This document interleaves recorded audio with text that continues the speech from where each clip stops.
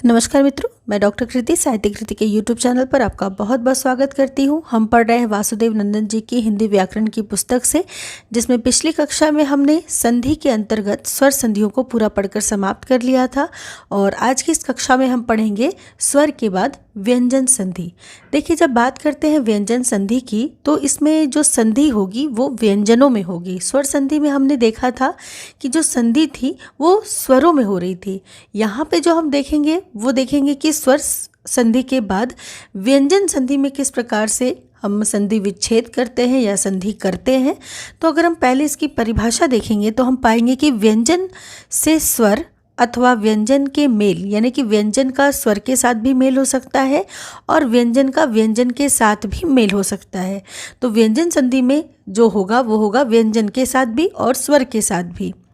तो व्यंजन से स्वर का हो या व्यंजन के साथ व्यंजन का मेल हो, इससे उत्पन्न विकार को व्यंजन संधि कहते हैं।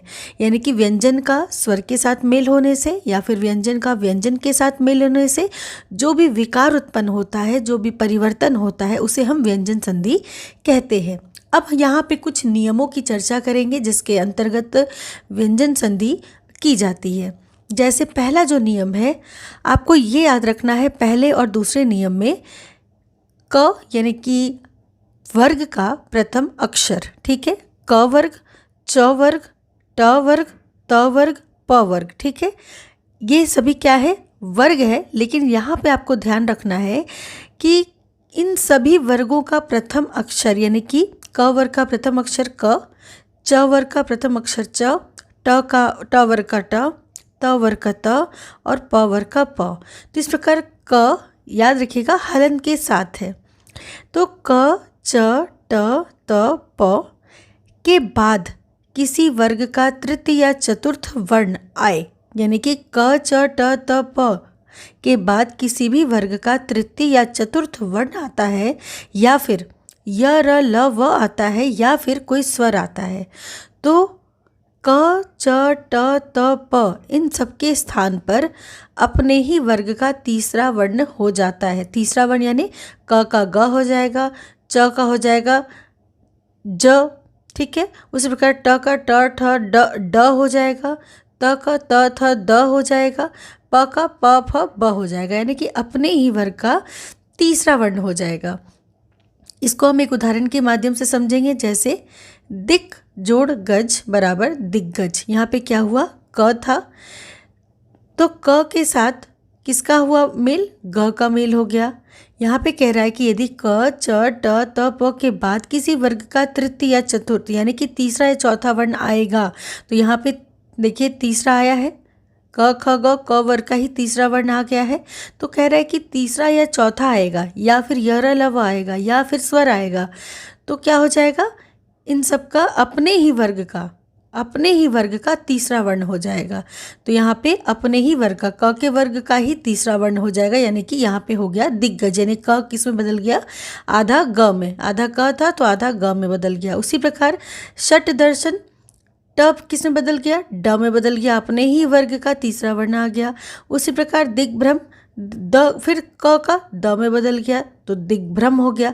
तो इसी प्रकार से सत्वाणी तो सद्वानी हो गया, वाक्जाल वाग्जाल हो गया, तत्रूप तो तद्रूप हो गया, अच जोड़ अंत अजंत हो गया, च का ज बन गया। उस प्रकार अप जोड़ ईंधन, ठीक है, तो अबिंधन बन गया। कैसे बन गया, ये जो है प का ब बन गया और ई का छोटी की मात्रा आ गई तो अभिंधन। जगत आनंद का जगदानंद हो गया। तो कहने का मतलब है कभी भी जो नियम पहला बताया जा रहा है उसमें क, च, ट, त, प यानी वर्ग का प्रथम अक्षर, उसके बाद यदि तीसरा या चौथा वर्ण आए, किसी भी वर्ग का तीसरा या चौथा वर्ण आए या फिर य, र, ल, व आए या फिर कोई भी स्वर आए, जैसे कि यहाँ पे देखिए स्वर था ना ईंधन का, तो अपिंधन बन गया। तो कोई भी स्वर आए तो क्या होगा, तृतीय या चतुर्थ वर्ग का कोई भी आए या फिर स्वर आए या र, ल, व आए, किसके बाद, क, च, ट, त, प के बाद, तो अपने ही वर्ग का तीसरा वर्ण हो जाएगा। ये था हमारा पहला नियम। अब हम हमारे दूसरे नियम को देखेंगे। दूसरे नियम के अंतर्गत भी नियम जो है इसी प्रकार से है, जैसे कुछ यही रहेगा, क, च, ट, त, प, ठीक है। लेकिन अब क्या है, इसके बाद जैसे कि इसके बाद तीसरा या चौथा यहाँ पे आ रहा था, या फिर यरलव आ रहा था, या फिर कोई स्वर आ रहा था, तो तीसरा वर्ण हो जा रहा था। लेकिन यहाँ पे है कि यदि क च ट त प के बाद न या म आएगा तो फिर पंचम वर्ग बन जाएगा। जैसे क के बाद म आ गया, ठीक है, तो म आ गया तो इसका क्या बन जाएगा, क का ही पंचम वर्ग बन जाएगा, यानी वांग्मय। उसी प्रकार षट मार्ग, यहाँ पे म आ गया, ट के बाद म आ गया तो फिर पंचम वर्ग बन जाएगा अण, यानी षड मार्ग। उसी प्रकार उत जोड़ नति, न जो कि न या म आए, अभी तक म देखा, अब न देखिए, उत जोड़ नति तो क्या बन जाएगा, उन्नति। क्यों? क्योंकि अपने ही वर्ग का पांचवा पंचमाक्षर जो अपने ही वर्ग का पंचम अक्षर वो बन जाएगा। तो उन्नति त किस में बदल गया, न में बदल गया, तो उन्नति हो गई। ठीक है, यहाँ देखिए त आ रहा है ना, उसी प्रकार यहाँ पे प वर्ग आ रहा है, इसी प्रकार जगत में त आ रहा है, षट में ट आ रहा है, तो क च ट त प, इसके बाद न या म, तो यहाँ पे अप जोड़ मय तो अम्मय हो गया, यानी कि प का क्या बन गया, पंचमाक्षर म बन गया। जगन्नाथ का जगन्नाथ बन गया न पंचमाक्षर। सठ मास का षण्मास बन गया जो पंचमाक्षर है वो। तो ये जो दूसरा नियम है इस प्रकार है कि पहले नियम में क च ट त प के बाद य ल व, तीसरा और चौथा कोई वर्ण आए या फिर स्वर आए तो क्या बन जाएगा, हमारा तीसरा वर्ण हो जाएगा, अपने ही वर्ग का तीसरा वर्ण हो गया। लेकिन यहाँ पे क्या है, क च ट त प के बाद न या म आ जाए, यानी कि यर ल व नहीं, तीसरा या चौथा नहीं, स्वर भी नहीं, बल्कि न या म आ जाए तो क्या आ जाएगा, अपने ही वर्ग का पंचम बन जाएगा। ठीक है, तो यहाँ पे तीसरा बन रहा था, यहाँ पे पांचवा बन रहा था, तो ये दोनों लगभग मिलते जुलते से नियम है। अब हम तीसरा नियम देखेंगे। देखिए ये सभी जो व्यंजन वर्ण है, मैंने बहुत सारी वीडियोस को पढ़ा देखा और सभी में बिना नियम को बताए हुए ही बस मान लिया गया कि ऐसा होगा तो ऐसा हो जाएगा। लेकिन यहाँ पे जो वासुदेव नंदन जी की पुस्तक है उसमें नियम के साथ दिया हुआ है। इसको अगर आप बहुत ध्यान से पढ़ेंगे तो कभी भी व्यंजन संधि में आपको परेशानी नहीं होगी, बहुत नियम के साथ सटीक आप निकाल पाएंगे। तो ये बहुत अच्छे से कक्षा पढ़िएगा, बहुत महत्वपूर्ण है। आपको इस प्रकार की व्यंजन संधि कहीं भी पढ़ने को नहीं मिलेगी। आगे देखेंगे हम तीसरे नियम को। यदि म के बाद कोई स्पर्श व्यंजन आए, अब स्पर्श व्यंजन कौन कौन है, तो क से लेकर के म तक जो व्यंजन है उसको मूल रूप से स्पर्श व्यंजन कहते हैं। जैसे क ख ग घ च छ ज और पूरा क से लेकर के म तक, ये ठीक है, प फ ब भ म तक। तो कह रहा है कि यदि म के बाद, यानी हलंत है, ध्यान रखिए, यदि म हलंत के बाद कोई स्पर्श व्यंजन वर्ण आता है अगर, तो म का अनुस्वार हो जाएगा या फिर बाद वाले वर्ण के वर्ग का पंचम वर्ण हो जाएगा। यानी कि यदि म के बाद कोई स्पर्श व्यंजन आए तो आपको ध्यान रखना है कि म का अनुस्वार हो जाएगा या फिर बाद वाले वर्ण के वर्ग का पंचम वर्ण हो जाएगा। जैसे अहंकार है तो म का क्या हो जाएगा, या तो अनुस्वार हो जाएगा, ठीक है, तो अनुस्वार होके म बन गया, अनुस्वार तो हो गया यहाँ पे अहंकार, या फिर पंचमाक्षर आ जाएगा बाद वाले वर्ण के वर्ग का, या जैसे कि यहाँ पे क है बाद वाला वर्ग, तो बाद वाले वर्ण के वर्ग का, तो बाद वाला वर्ण जो वर्ण है वो है क, तो क वर्ग का पंचम अक्षर, ठीक है, यानी कि अंग। तो या तो फिर अहंकार इस प्रकार से लिखेंगे या फिर अहंकार अंग को इस प्रकार से ऐड करके लिखेंगे। उसी प्रकार देखिए सम जोड़ गम, म क्या बन जाएगा, अनुस्वार बन जाएगा, तो बन गया संगम। अगर हम इसको पंचमाक्षर के रूप में लिखेंगे तो इस प्रकार से हम लिखेंगे संगम। उसी प्रकार से किम जोड़ चित, ठीक है, यहाँ पे म आ गया और आपको ध्यान देना है म के बाद कोई स्पर्श व्यंजन, तो स्पर्श व्यंजन आ रहा है जैसे च है, तो किंचित का क्या हो जाएगा, किंचित, यानी कि म जो है वो अनुस्वार बन गया और उसके बाद चित, किंचित।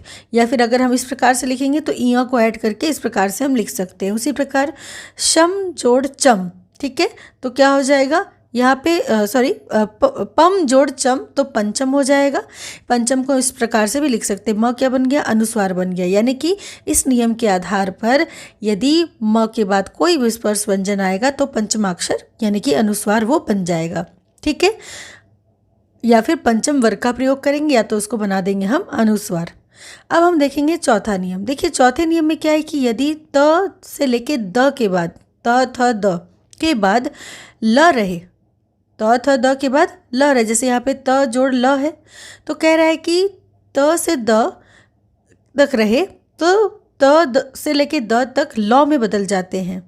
ठीक है, यानी कि ल अगर रहे तो ल में बदल जाता है। जैसे कि त के बाद ल है ना, तो यहाँ पे उत जोड़ लास, तो ये भी जो त है वो ल में बदल गया, यानी कि बन गया उल्लास। और न के बाद ल रहे तो न का अनुनासिक के साथ ल बन जाता है, यानी कि जैसे न के साथ जब ल है तो न का अनुशासिक बना, यानी कि चंद्र बिंदु बना, और उसके साथ क्या बन गया, न का अनुशासिक के साथ ल हो जाता है, यानी कि चंद्र बिंदु तो बन ही गया और साथ साथ न का क्या बन गया, आधा ल, यानी कि महान जोड़ लाभ, तो न का बन गया चंद्र बिंदु, और यहाँ पे न के बदले क्या हो गया, आपका चंद्र बिंदु हो गया, और उसके बाद ल भी आ गया, यानी कि चंद्र बिंदु भी आ जाएगा और ल भी आ जाएगा, दोनों साथ साथ आएगा, यानी कि अनुनासिक प्लस ल हो जाता है, यानी कि महान में महा, यानी कि न का चंद्र बिंदु पहले हो गया और उसके बाद एक ल भी ऐड हो गया। तो इस प्रकार से ये जो नियम है बोलता है त से लेके द, यानी कि त थ द के बाद यदि ल रहे तो त थ द के लिए ल हो जाएगा, और न के बाद यदि ल रहे, यानी कि त थ द और साथ साथ न, उनके बाद अगर ल रहे तो ल बन जाएगा, केवल न के लिए इसमें अनुनासिक एक के साथ ल बनेगा। ठीक है, लेकिन त थ द के लिए ये है कि अगर ल रहे तो वो ल बन जाएगा। त के साथ देख सकते हैं फिर से आप, उत्तलास है तो त का ल बन गया तो उल्लास बन गया। ठीक है, यदि यहाँ पे त के जगह थ रहता तो भी यहाँ पे क्या बन जाता, थ का ल बन जाता। तो कहने का मतलब है कि इस प्रकार से त रहे, थ रहे या द रहे और बाद में दूसरे जो वर्ण है उसमें ल रहे तो क्या बन जाएगा, संधि होके ल बन जाएगा, यानी कि उल्लास। उस प्रकार न के साथ अगर ल रहे तो न का पहले अनुस्वार बनेगा और एक ल ऐड हो जाएगा। ठीक है, तो जैसे महान जोड़ लास तो महाल्लास। ठीक है, महालाभ। इस प्रकार से ये जो नियम है चौथा, ये हमें बताता है। अब अगर हम पांचवें नियम की बात करें तो सकार और त वर्ग का शकार और च वर्ग के योग में शकार और च वर्ग तथा शकार और ट वर्ग के योग में शकार और ट वर्ग हो जाता है। अब इसको समझने के लिए हम उदाहरणों से समझेंगे। यहाँ आपको कुछ नियम याद रखने हैं, जिसमें कुछ श के नियम है और कुछ त के नियम है। जैसे दंत श के साथ जब तालव्य श का मेल होता है तो वहाँ पे तालव्य श बढ़ जाता है। जैसे रामस जोड़ तालव्य श के साथ शेते, यहाँ पे दंत स और तालव्य श जब आपस में मिलते हैं तो ये बन जाते हैं आधा तालव्य श। ठीक है, तो इस प्रकार आपको ध्यान रखना है कि जब दोनों श मिलेंगे, यानी दंत श और तालव्य श जब मिलता है तो आपस में क्या बन जाता है, तालव्य श बन जाता है। ठीक है, उसी प्रकार त के साथ जब छ जोड़ता है तो च और छ संयुक्त हो जाता है, यानी कि त क्या बन जाता है, च बन जाता है, त का बन जाता है च। ठीक है, यानी कि जब महच्छत्र है तो इसका जब हम संधि विच्छेद करेंगे तो च के लिए बन जाएगा त और छ के लिए बन जाएगा छ ही। ठीक है, यानी कहने का मतलब है कि जब आधा त और छ आपस में जुड़ते हैं तब च और छ आपस में बन जाता है, यानी कि त का छ बन जाता है। उसी प्रकार त के बाद जब अण आता है तो त के बाद अण आने के कारण त का बन जाता है उसी वर्ग का जो अक्षर है वो, जैसे महत जोड़ णकार, यानी कि महड़कार। ठीक है, तो एक तो श का देखा कि जब दंत श और तालव्य श आपस में जब जुड़े तो दंत श का जो है वो तालव्य श ही बन जाएगा, आधा तालव्य श। उसी प्रकार त के साथ जब छ जुड़ता है तो त का च बन जाता है, यानी कि च छ साथ में लिए रहता है ना। उसी प्रकार त जब अणा के साथ जुड़ता है तो ये फिर से उसी वर्ग का बन जाता है, यानी कि अणा ही बन जाता है। फिर त जब च के साथ जुड़ता है तो फिर से ये च ही बन जाता है, यानी कि वही जो वर्ग है वही बन जाता है। यानी कि जैसे यहाँ पे त अणा के साथ जुड़ा तो अणा ही बन गया, उस प्रकार त जब च के साथ जुड़ा तो च ही बन गया। जैसे सत जोड़ चित त च के साथ जुड़ा तो त का च ही बन गया, यानी कि जो वर्ग है वही वो बन गया, दूसरा जो वर्ग है वही वो बन गया, सच्चित। उसी प्रकार अब देखेंगे मूर्धन्य श के साथ जब त जुड़ता है तो मूर्धन्य श के साथ जब तौड़ जुड़ता है तो बन जाता है ट। जैसे दृश जोड़ ता बराबर दृष्टा। ठीक है। तो त का क्या बन गया, ट बन गया। तो इस प्रकार आपको ध्यान रखना है कि त के 4 नियम है। जैसे त का छ से बनने से च छ एक साथ हो गया, च बन गया। उस प्रकार त अण के साथ जुड़ा तो वही वर्ण बन गया, एक और बढ़ गया। फिर त च के साथ जुड़ा तो वही एक वर्ण और बढ़ गया।